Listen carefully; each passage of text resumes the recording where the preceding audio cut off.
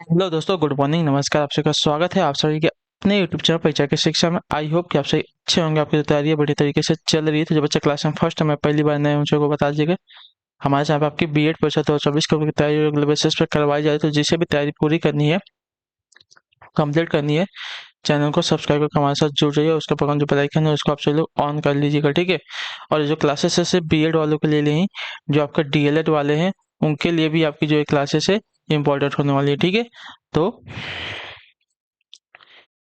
जिसको भी तैयारी कंप्लीट करनी है बीएड और डीएलएड की, चैनल को जो है सब्सक्राइब करके हमारे साथ जुड़ जाइए, ठीक है। क्लास का उस समय देख लीजिए जीके जिसकी जो क्लास है सुबह 10 बजे डेली आपको इसी टाइम पर करवाई जाती है। रीजनिंग की जो क्लास है दोपहर को 1 बजे करवाती है। कला की जो क्लासेस आती है शाम को 4 बजे करवाती है। और जो हिंदी की क्लासेस आती है आपको शाम को 7 बजे हमारे चैनल पर करवाई जाती है, ठीक है। तो हमारे क्लासेस का जो शेड्यूल है इसको याद करके रखिए, इसी टाइम पर वो क्लासेस से जुड़ना है, अपनी तैयारी को जो है पूरा और कंप्लीट करना है, ठीक। क्लियर सभी को इसके बारे में। और देखिए, अगर आपका कोई भी डाउट है, कोई भी क्वेश्चन है, कोई भी क्वेरी है, अगर कोई भी मदद चाहिए आपको, तो आप हमारे इंस्टाग्राम पर फॉलो करके मैसेज कर लीजिए। आपकी जो भी क्वेरी होगी, जो भी क्वेश्चन होगा, आपको वहाँ पे बताया जाएगा और उसका आंसर दिया जाएगा, ठीक है। तो फटाफट जाकर आप हमें यहाँ पे फॉलो कर लीजिए। और देखिए, आज सभी को क्लासेस का पीडीएफ चाहिए तो पीडीएफ के लिए हमारे टेलीग्राम का चैनल ज्वाइन कर लीजिए। परीक्षा की शिक्षा का टेलीग्राम का चैनल है, नीचे डिस्क्रिप्शन आप सभी को इंस्टाग्राम और टेलीग्राम दोनों का लिंक मिल जाएगा। तो फटाफट जाकर आप वहाँ पर जुड़ जाइए, ठीक है। यहाँ से आपको डेली बेसिस पे जो क्लास का अपडेट होता है वो दिया जाता है, और जो डेली क्लासेस का जो पीडीएफ होता है आपको वो भी दिया जाता है, ठीक है। तो फटाफट जाकर आप लोग वहाँ पे जुड़े रहिए, ठीक। और जिसने अभी तक यूपी बीएड का जिसने फॉर्म नहीं भरा है, ठीक है, यूपी बीएड का फॉर्म आपका आ गया है। कितने तारीख से? 10 तारीख से लेकर 3 मार्च तक आपका फॉर्म भरा जाने वाला है। तो जिसने भी फॉर्म अभी तक फिलअप नहीं है, जाके फॉर्म फिलअप कर लीजिए। 24 अप्रैल को जो है इसका एग्जाम का डेट है, ठीक है। क्लियर है। बिहार वालों का अभी तक फॉर्म आया नहीं है, बाकी स्टेट का भी अभी तक फॉर्म किसी का आया नहीं है। जैसे ही बाकी किसी भी स्टेट का आपका फॉर्म आएगा आपको बता दिया जाएगा टेलीग्राम के माध्यम से, ठीक है। तो आप टेलीग्राम पर जाके जुड़े रहिए, ठीक है। तो चलें क्लास स्टार्ट करें। ध्यान से एक क्वेश्चन को देख के उत्तर देने की कोशिश करेंगे, सही सही उत्तर क्या होगा, ठीक है। देखिए, पहला क्वेश्चन क्या दिया गया है? कादम्बरी पुस्तक के लेखक कौन है बताइए। बाणभट्ट है, जयशंकर प्रसाद है, प्रेमचंद है, कबीरदास है, कौन है बताइए। कादम्बरी पुस्तक के लेखक कौन है, इसका सही उत्तर क्या हो जाएगा?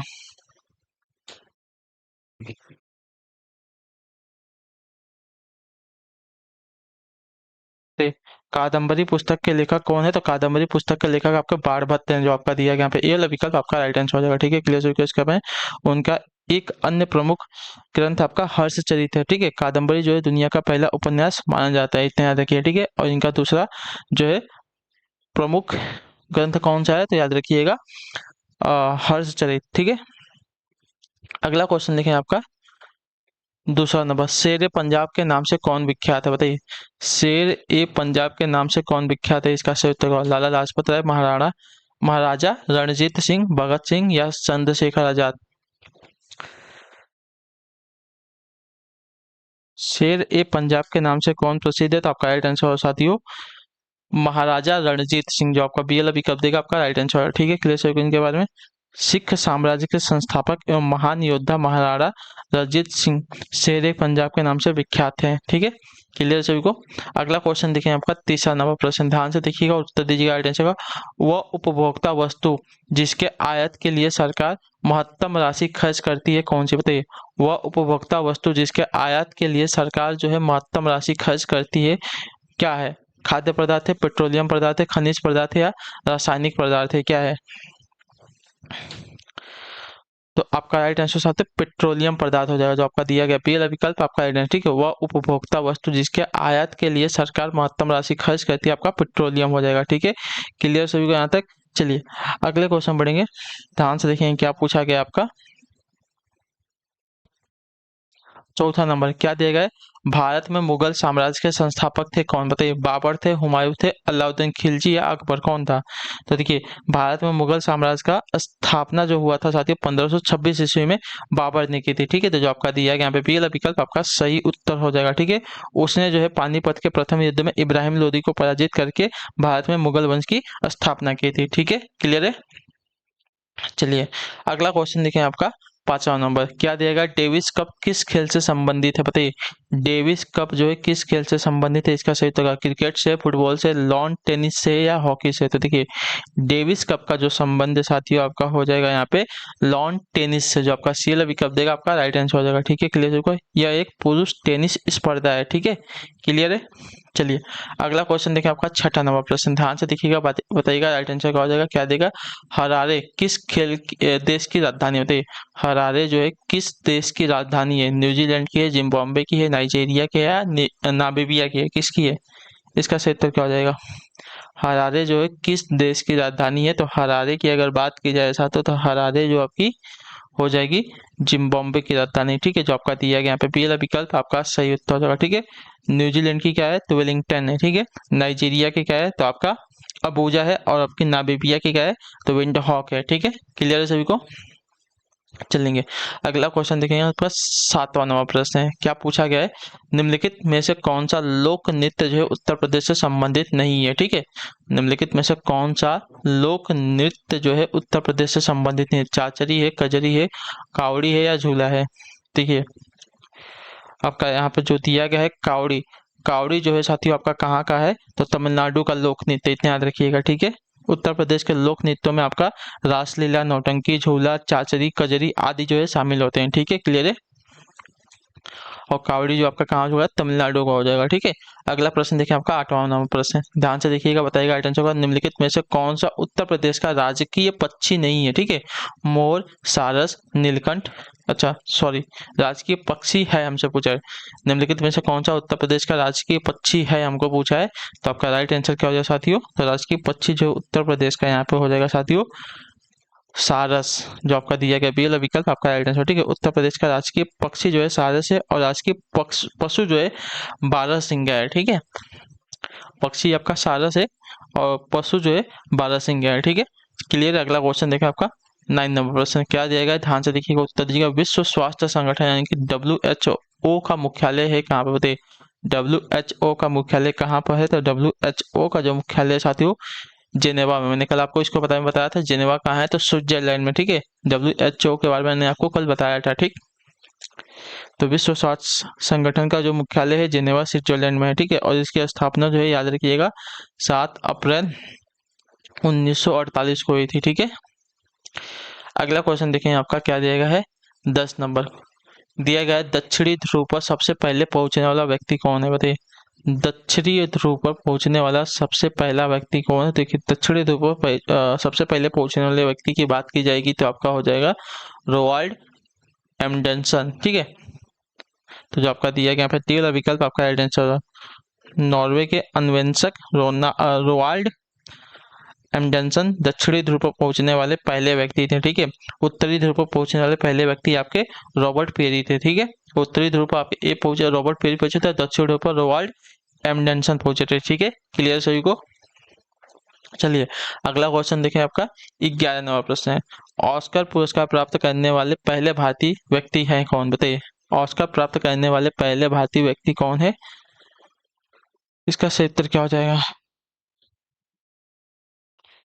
तो आपका राइट आंसर साथियों भानु अथैया, जो आपका दिया गया यहाँ पे बी वाला विकल्प आपका राइट आंसर होगा। ठीक है, कॉस्ट्यूम डिजाइनर भानु अथैया को जो है फिल्म गांधी के लिए वर्ष 1983 में जो है ऑस्कर पुरस्कार मिला था। ठीक है, ऑस्कर पुरस्कार जीतने वाली वह जो है प्रथम भारतीय महिला थी। ठीक है, क्लियर है, और प्रथम भारतीय व्यक्ति भी थी, इतने याद रखिएगा। ठीक है, अगले क्वेश्चन बढ़े आपका देखें 12 नंबर, नीति आयोग की स्थापना किस वर्ष हुई थी।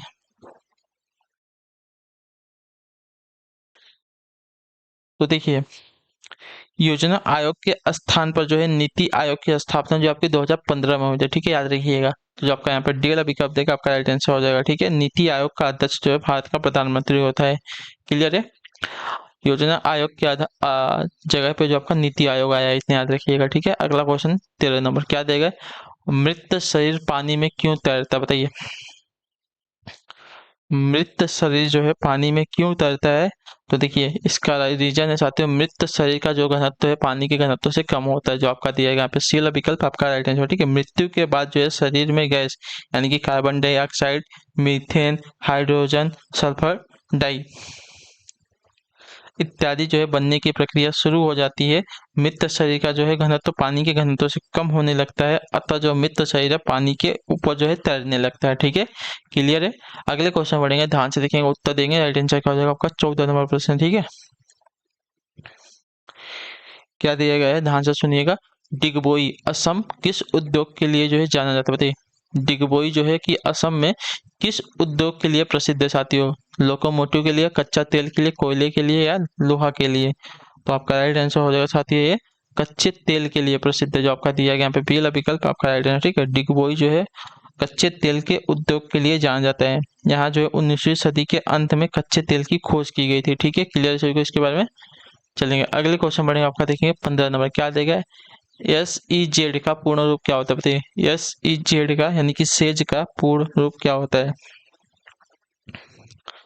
तो देखिए सेज का पूर्ण रूप देखने जाएंगे साथियों तो आपका हो जाएगा स्पेशल इकोनॉमिक जोन, जो आपका सी वाला विकल्प देगा आपका right answer. Special economic zone जो आपका दिया गया यहाँ पे सी वाला विकल्प आपका राइट आंसर। ठीक है, विशेष आर्थिक क्षेत्र, ये क्षेत्र जो है प्राय शुल्क मुक्त होते हैं। इन क्षेत्रों में विभिन्न व्यापारों तथा वाणिज्यिक कानूनों के माध्यम से निवेश को प्रोत्साहित किया जाता है तथा रोजगार को बढ़ावा दिया जाता है। ठीक है,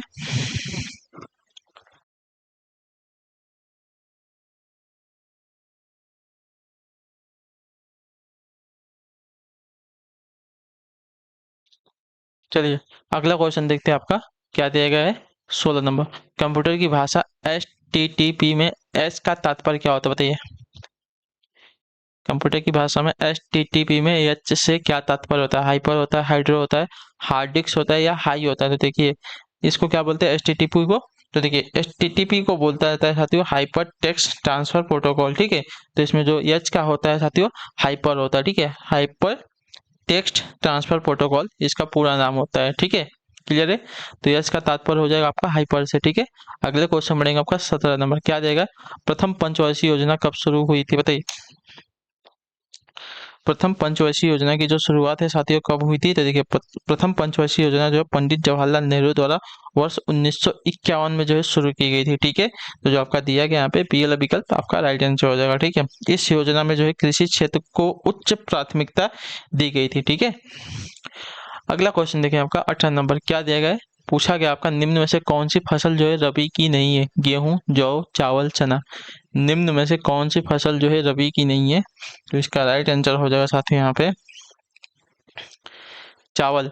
चावल आपके यहाँ पे रबी की फसल नहीं, बाकी गेहूं, जौ, चना ये सभी आपकी रबी की फसल हो जाएंगी। ठीक है, चावल जो है आपकी खरीफ की फसल का उदाहरण है। अगला क्वेश्चन आपका 19 में क्या देगा। प्रारंभिक शिक्षा हेतु निर्धारित आयु वर्ग है कितना बताइए? प्रारंभिक शिक्षा हेतु ठीक है निर्धारित आयु कितना है साथियों? इसका सही उत्तर क्या होगा? देखिए प्रारंभिक शिक्षा के लिए जो निर्धारित आयु आपकी की गई है 6 से 14 वर्ष की गई, तो जो आपका दिया गया यहाँ पे सी वाला विकल्प आपका राइट आंसर। ठीक है, संविधान का जो 86वां संशोधन हुआ था उसमें 2002 के तहत अनुच्छेद 21 क को जो है मौलिक अधिकार के रूप में शामिल किया गया था, जिससे यह तय हुआ कि 6 से 14 वर्ष के सभी बच्चों को जो है मुफ्त और अनिवार्य शिक्षा दी जाएगी। ठीक है, क्लियर है? चलेंगे अगले क्वेश्चन बढ़ेगा आपका 20 नंबर है। बताइएगा राइट आंसर। फायान जो है निम्न में से किसके शासनकाल में भारत आया था बताइए? चंद्रगुप्त प्रथम के, चंद्रगुप्त द्वितीय के, या कुमार गुप्त के, या स्कंदगुप्त के? तो चंद्रगुप्त द्वितीय के शासनकाल में चीनी यात्री जो है फायान भारत आया था, इतना याद रखिएगा। ठीक है, तो जो आपका दिया गया पी वाला विकल्प चंद्रगुप्त द्वितीय वाला आपका राइट आंसर हो जाएगा। ठीक है, क्लियर है? अगला क्वेश्चन देखिए आपका 21 है, ध्यान से देखिएगा। बताइएगा राइट आंसर। संसद के संयुक्त सत्र का संचालन कौन करता है बताइए? राष्ट्रपति करता है, प्रधानमंत्री करता है, राज्यसभा अध्यक्ष करता है, लोकसभा अध्यक्ष करता है? तो इसका सही उत्तर हो जाएगा साथियों यहाँ पे लोकसभा अध्यक्ष करता है, जो आपका डी वाला विकल्प देगा आपका राइट आंसर। ठीक है, क्लियर है? संसद के संयुक्त सत्र का संचालन जो है लोकसभा का अध्यक्ष करता है। ठीक है, क्लियर है? और संसद के संयुक्त सत्र को बुलाता कौन है? तो राष्ट्रपति बुलाता है, इतना याद रखिएगा। ठीक है, क्लियर है? चलेंगे अगले क्वेश्चन बढ़ेंगे, उत्तर देंगे 22 नंबर पर। बताइएगा राइट आंसर। खजुराहो में पाए गए ऐतिहासिक स्मारक किस काल के हैं? चंदेल के, पाल के, चोल के, पल्लव के? बताइए खजुराहो में पाए गए इस ऐतिहासिक स्मारक जो है किस काल के हैं? इसका सही उत्तर क्या हो जाएगा?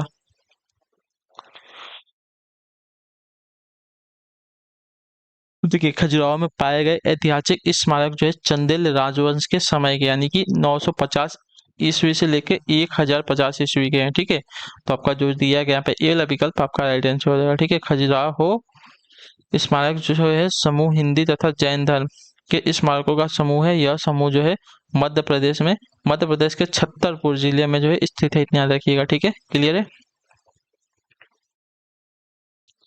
ठीक है, अगला क्वेश्चन देखते हैं आपका 23 नंबर। क्या देगा? भारत के ध्वज की लंबाई और चौड़ाई का अनुपातिक माप कितना? बताइए, भारत के ध्वज की लंबाई तथा चौड़ाई का अनुपातिक मान कितना है साथियों? इसका सही उत्तर क्या हो जाएगा?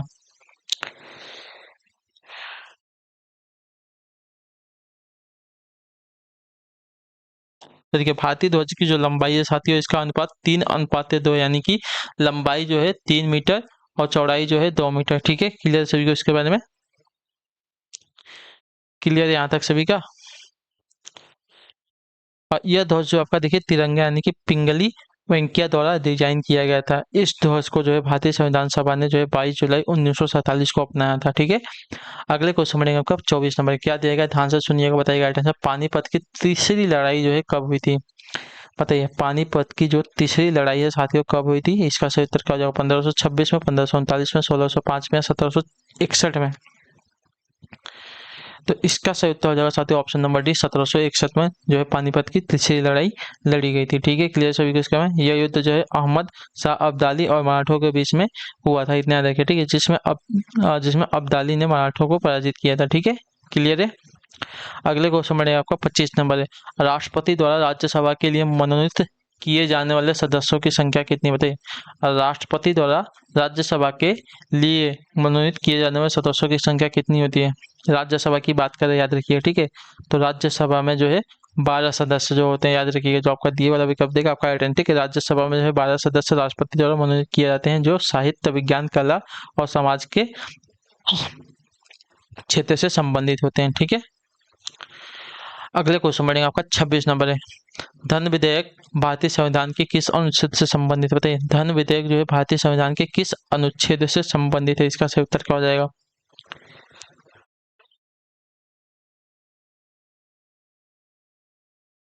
तो भारतीय संविधान के अनुच्छेद 110 में जो है धन विधेयक की परिभाषा दी गई है। ठीक है, तो जो आपका सी वाला विकल्प देगा आपका राइट आंसर हो जाएगा। क्लियर है सभी को?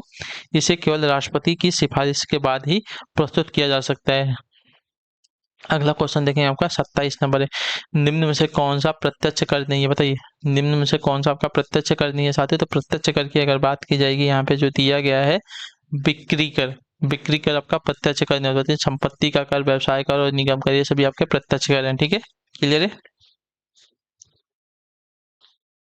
प्रत्यक्ष कर आपका देखिए गैर हस्तांतरित कर होते हैं और करदाता द्वारा सरकार को इनका भुगतान होता है। ठीक है, अप्रत्यक्ष कर जो आपका हस्तांतरित कर होते हैं।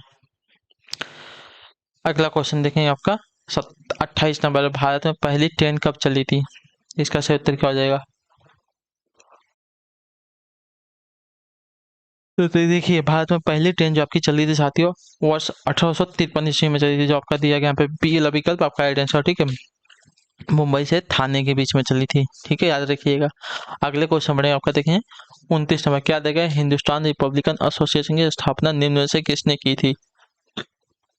बताइए, हिंदुस्तान रिपब्लिकन एसोसिएशन की जो स्थापना है निम्न में से किसने की थी? तो आपका सही उत्तर साथियों साचिंद्र नाथ सान्याल ने, जो आपका दिया गया यहाँ पे टी वाला विकल्प आपका राइट है। ठीक है, हिंदुस्तान रिपब्लिकन एसोसिएशन के जो स्थापना है वर्ष 1924 में साचिंद्र नाथ सान्याल, राम प्रसाद बिस्मिल, जोगेश चंद्र चटर्जी तथा चंद्रशेखर आजाद ने मिलकर की थी। ठीक है, तो याद रखिए जो आपका दिया गया यहाँ पे डी वाला विकल्प आपका राइट है। कौन कौन थे? 4 जन थे। चारों का नाम याद रखिए, सचिंद्र नाथ सान्याल, राम प्रसाद बिस्मिल, जोगेश चंद्र चटर्जी तथा चंद्रशेखर आजाद। इन चारों ने मिलकर जो आपकी हिंदुस्तान रिपब्लिकन एसोसिएशन की स्थापना की थी। ठीक है, अगला क्वेश्चन 30 नंबर बताइएगा। आंसर, भारतीय दलहन शोध संसाधन निम्न में से कहाँ स्थित है? बताइए, भारतीय दलहन शोध संसाधन निम्न में से कहाँ पर स्थित है? तो आपका राइट आंसर हो जाएगा साथियों, यहाँ पे क्या देगा? लखनऊ, कानपुर, आगरा, वाराणसी। तो भारतीय दलहन शोध संसाधन जो उत्तर प्रदेश के कानपुर शहर में स्थित है। ठीक है, तो जो आपका दिया गया बी वाला विकल्प आपका यहाँ पर सही उत्तर हो जाएगा। ठीक है, इसकी स्थापना जो 1983 में भारतीय कृषि अनुसंधान परिषद द्वारा की गई थी।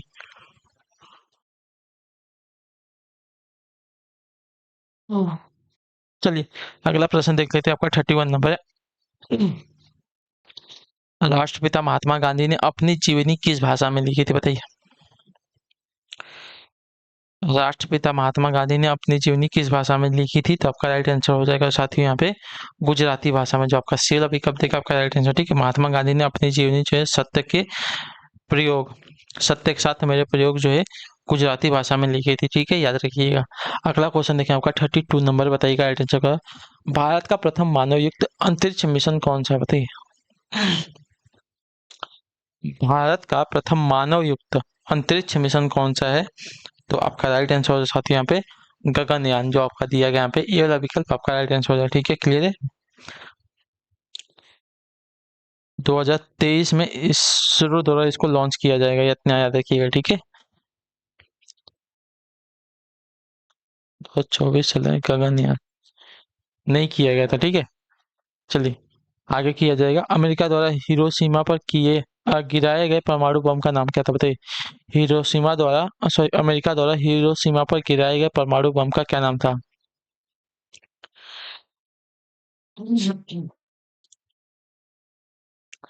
तो लिटिल बॉय, जो आपका दिया गया यहाँ पे बी वाला विकल्प आपका राइट आंसर होगा, ठीक है।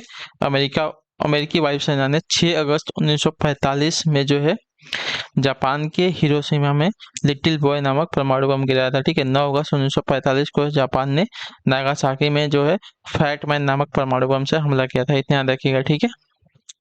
हिरोशिमा में आपका लिटिल बॉय और नागासाकी में जो है आपका फैटमैन, ठीक है। अगला क्वेश्चन देखें 34 नंबर, किस संविधान संशोधन द्वारा जो है मतदान की जो आयु है 21 वर्ष से घटाकर आपकी 18 वर्ष कर दी गई? इसका सही उत्तर क्या हो जाएगा? तो देखिए, किस संविधान संशोधन द्वारा जो है मतदान की आयु 21 वर्ष से घटाकर आपकी 18 वर्ष कर दी गई? तो आपका राइट आंसर साथियों यहाँ पे हो जाएगा 61वां संविधान संशोधन अधिनियम 1989 द्वारा जो आपका दिया गया, ये वाला विकल्प आपका राइट आंसर होगा, ठीक है, क्लियर है। 61वां संविधान संशोधन अधिनियम 1989 द्वारा जो है संविधान के अनुच्छेद 326 का संशोधन करके जो है मतदान की जो आयु है 21 वर्ष से घटाकर आपके 18 वर्ष कर दी गई, ठीक है, क्लियर सभी को यहाँ तक, ठीक है। चलिए अगला क्वेश्चन देखते हैं आपका 35 नंबर, क्या आ जाएगा, ध्यान से देखिएगा, बताइएगा राइट आंसर। निम्नलिखित में से कौन सा ग्रह जो है सौरमंडल का आखिरी ग्रह है, बताइए। निम्नलिखित में से कौन सा ग्रह जो है सौरमंडल का आखिरी ग्रह है? तो आपका राइट आंसर साथियों नेपच्यून यानी कि वरुण ग्रह, जो आपका दिया गया यहाँ पे बी वाला विकल्प आपका राइट आंसर, ठीक है। वर्ष 2006 से पूर्व प्लूटो को जो है सौरमंडल का अंतिम ग्रह माना जाता था, परंतु बाद में इसे जो है बौना ग्रह घोषित कर दिया गया था, ठीक है। तो नेपच्यून जो है सौरमंडल का आखिरी ग्रह है, ठीक है। अगले क्वेश्चन बढ़ेंगे आपका, देखें 36 नंबर, बलवंत राय मेहता समिति किससे संबंधित है, बताइए। बलवंत राय मेहता समिति जो है किससे संबंधित है साथियों, इसका सही उत्तर क्या हो जाएगा? तो बलवंत राय मेहता समिति का गठन जो आपका देखिए वर्ष 1957 में हुआ था। यह समिति जो है स्थानीय स्वशासन से संबंधित थी, ठीक है। जो आपका डी वाला विकल्प देगा आपका राइट आंसर। इस समिति ने अपनी रिपोर्ट में लोकतांत्रिक विकेंद्रीकरण के लिए त्रिस्तरीय पंचायती राज व्यवस्था की वकालत की थी, ठीक है। तो जो आपका दिया गया यहाँ पे डी वाला विकल्प आपका सही उत्तर हो जाएगा, ठीक, क्लियर है। अगला क्वेश्चन 37, विश्व की पहली महिला प्रधानमंत्री किस देश की थी? तो आपका राइट आंसर हो जाएगा साथियों भारत, श्रीलंका, पाकिस्तान, नेपाल। तो विश्व की पहली प्रधानमंत्री आपकी जो है साथियों श्रीलंका देश की थी, जो आपका दिया गया यहाँ पे, एक मिनट, हाँ श्रीलंका थी। तो जो आपका बी वाला विकल्प देगा आपका राइट आंसर, ठीक है। विश्व की पहली महिला प्रधानमंत्री जो आपकी 1960 में श्रीलंका की सिरिमाओ बंडारनायके बनी है, ठीक है। भारत की पहली प्रधानमंत्री अभी जो कि इंदिरा गांधी थी, ठीक है। पहली महिला प्रधानमंत्री जो आपकी इंदिरा गांधी थी, ठीक है। अगला क्वेश्चन देखेंगे आपका 38 नंबर है, ध्यान से देखिएगा, बताइएगा राइट आंसर। निम्न में से कौन जो है सितार से संबंध नहीं है, बताइए। सितार से कौन संबंधित नहीं है?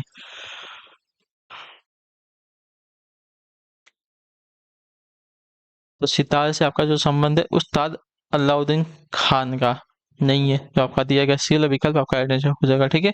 उस्ताद अलाउद्दीन खान जो है सरोद वादन से संबंधित है, इतना देखिएगा, ठीक है, क्लियर सभी को इसके बारे में।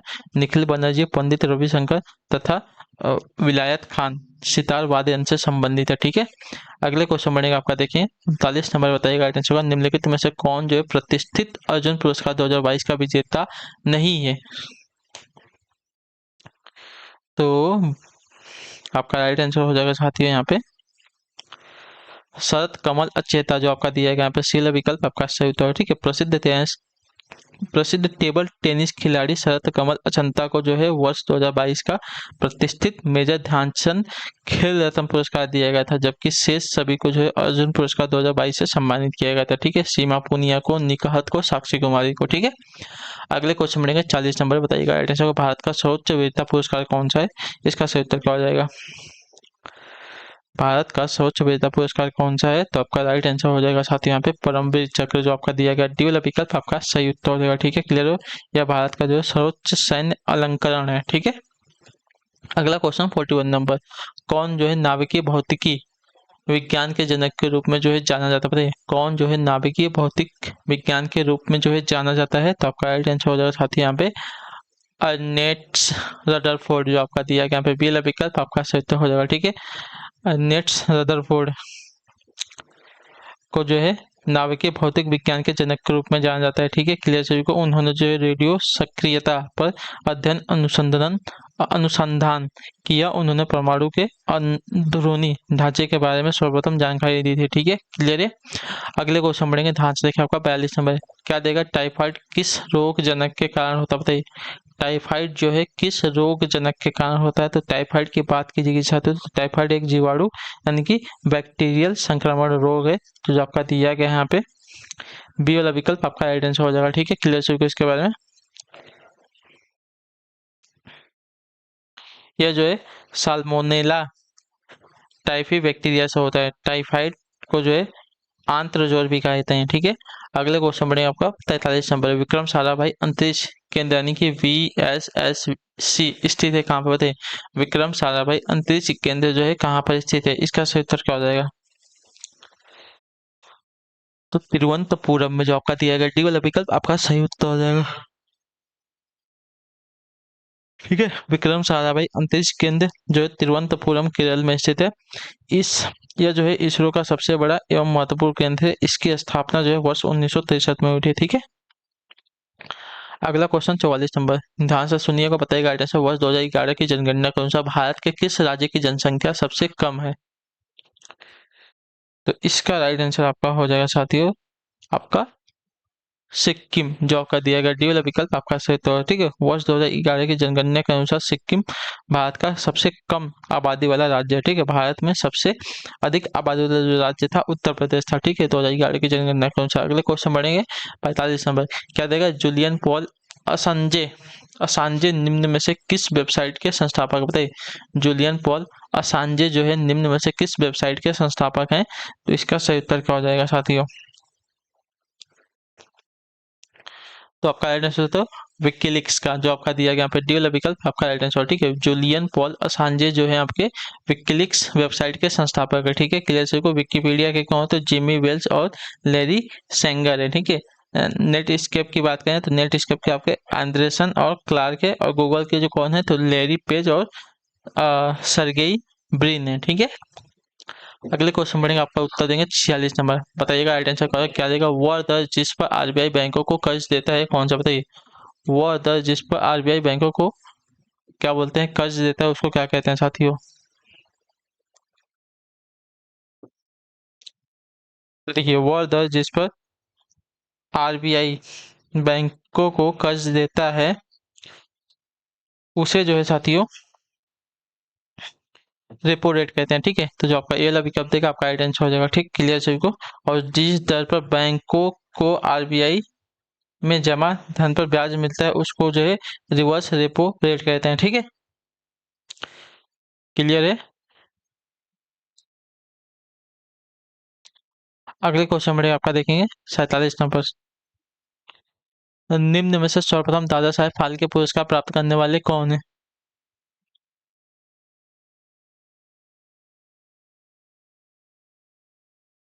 तो आपका राइट आंसर साथियों श्रीमती देविका रानी को जो आपका सी वाला विकल्प देगा आपका सही उत्तर हो जाएगा। ठीक है, क्लियर है? श्रीमती देविका रानी को जो है वर्ष 1969 में सर्वप्रथम दादा साहेब फाल्के पुरस्कार प्राप्त हुआ था। ठीक है, वर्ष 2022 में अभिनेत्री आशा पारखे को जो है 52वां पुरस्कार जो है प्राप्त हुआ था। ठीक है, अगला क्वेश्चन है आपका 48 नंबर।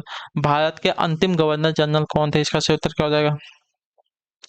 भारत के अंतिम गवर्नर जनरल कौन थे? तो देखिए भारत के अंतिम गवर्नर जनरल आपके सी राजगोपालाचारी थे, जो आपका दिया गया यहाँ पे ये वाला विकल्प आपका राइट आंसर हो जाएगा। ठीक है, चक्रवर्ती राजगोपालाचारी। ठीक है, भारत के अंतिम गवर्नर जनरल जो है वर्ष 1948 से 1950 तक जो है चक्रवर्ती राजगोपालाचारी थे। ठीक है, 1950 में इस पद को जो है पूर्ण रूप से समाप्त कर दिया गया था। ठीक है, भारत के प्रथम governor general Lord William Bentinck थे। ठीक है, चलिए अगले क्वेश्चन पढ़ेंगे, आपको उत्तर देंगे। एशिया कप 2022 निम्न में से कहाँ पर आयोजित किया गया था? एशिया कप 2022 की बात की जाएगा था तो निम्न में से कहाँ पर आयोजित किया गया था? देखिए एशिया कप 2022 का जो आयोजन श्रीलंका की मेजबानी में यूएई में किया गया था। ठीक है, तो यूएई आपका यहाँ पे राइट आंसर हो जाएगा। ठीक, क्लियर सभी को? इसका आयोजन पहले श्रीलंका में होना था, वहां पर आर्थिक एवं राजनीतिक स्थिति के चलते इसका आयोजन जो है स्थल बदल दिया गया, यूएई कर दिया गया। ठीक है, अगले क्वेश्चन में 50 नंबर बताइएगा राइट आंसर का। मूंगफली का सबसे बड़ा उत्पादक देश कौन सा है? तो इसका सही उत्तर क्या है? मूंगफली का सबसे बड़ा उत्पादक देश कौन सा? तो मूंगफली का सबसे बड़ा उत्पादक देश आपका चीन है, जो आपका दिया गया यहाँ पे डी वाला विकल्प आपका राइट आंसर हो जाएगा। ठीक है, मूंगफली विश्व में चीन जो है चीन विश्व में मूंगफली का सबसे बड़ा उत्पादक देश है। ठीक है, भारत एवं नाइजीरिया क्रमशः दूसरे तथा तीसरे स्थान पर आते हैं। ठीक है, भारत का सबसे बड़ा मूंगफली उत्पादक राज्य जो आपका गुजरात है। ठीक है, क्लियर है?